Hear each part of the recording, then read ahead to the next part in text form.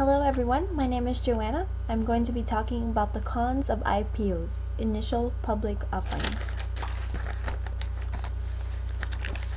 Going public means being held under a microscope. J.H. Chapman says, besides costs, legal regs, compliance, procedures, and constant pressure to perform and market its stock, a company must conduct itself differently because it is, seen in the public's eye.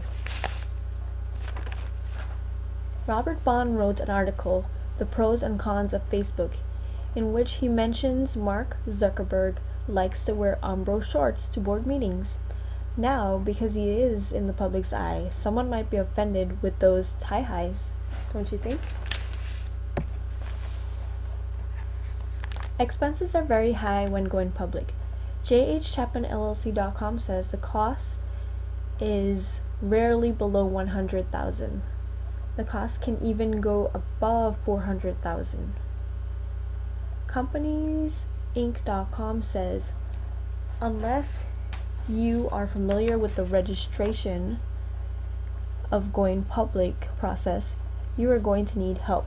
Quote, this means that you will incur some legal, accounting, underwriting, travel, and printing costs to create your offering.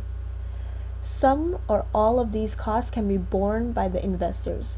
It is recommended that you seek the help of qualified and experienced professionals, such as the members of our network, like CompaniesInc.com. According to CompaniesInc.com and J.H. Chapman, they state that regulations are required for going public. Many owners forget that regulations require that the owner disclose many aspects of the business, including compensation of officers and directors, details regarding stock option plans, discussion of significant contracts such as lease and consulting agreements, as well as such information about the business operations as sales, cost of sales, gross profits, net income, borrowings, and plans for the future. Such information will be significant interest to competitors. JHChapman.com also says this disclosure and reporting responsibility does not end after the initial public offering period.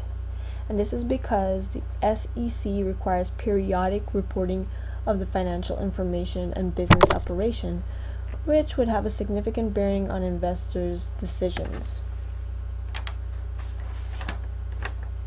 So there is a Sarbanes-Oxley Act which requires full disclosure so that investors can make informed decisions. And these are stout and most professional requirements. Most professionals would agree that they are strict. What this means is by going public, you increase your reporting and disclosures formalities. There are some costs associated with remaining compliant with the Sarbanes-Oxley. So it is prudent to weigh your willingness to comply with these rules compared to your desire to experience the benefits of having a publicly traded company, says CompaniesInc.com.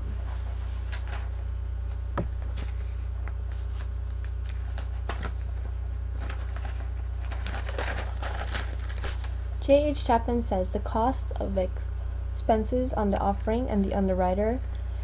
Some underwriters will only handle those IPOs that are high risk on a best efforts basis, and they have expenses can run above 20%. Besides all that, there is a dilution of ownership that can occur. J.H. Chapman LLC quotes that many owners forget that one of the conditions of allowing someone to invest in your company is their right to vote on certain decisions. So the manager may maintain control of the day-to-day decisions, but according to statute, many organizational decisions require board approval. And the board is elected by the shareholders. Some companies that went public and fail are Vonage. According to the company, they lost about 30% of its value in its first 7 days of trading. One of the worst IPOs, according to CSEDev.com, is Omeros, a biotech firm. They raised a healthy $62 million based on stock offering of $10 per share. The company quickly lost its revenue as rumors of corporate misconduct sank the company's reputation. So like I mentioned before, going public, you're in the public's eye, and rumors can spread quickly and cause things to dilute. Thank you.